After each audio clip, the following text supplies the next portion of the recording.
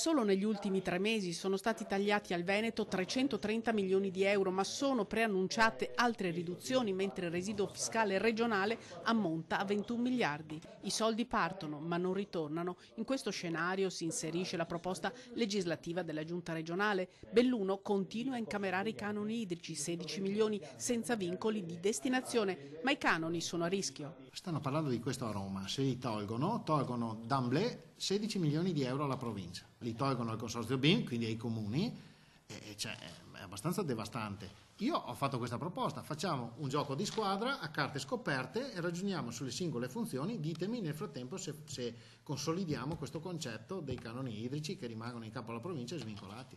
La partita si deve giocare tutti assieme, diversamente sarà la fine delle province, ma anche delle regioni. Troppo centralista questo Stato, tanto che l'assessore ha convocato i sindaci bellunesi. Erano una quarantina i presenti per studiare quale modulo adottare. Diversamente lo scenario, se quest'anno ci sono 13 province che dichiarano il dissesto, ci saranno le dimissioni, hanno detto loro, di tutti i presidenti delle province.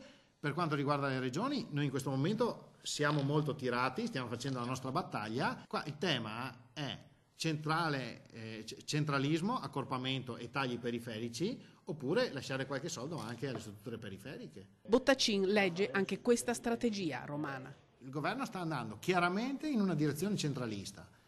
E noi nel territorio qualcuno sta tentando di metterci uno contro l'altro. Io credo che sia sbagliato, dobbiamo fare il gioco di squadra.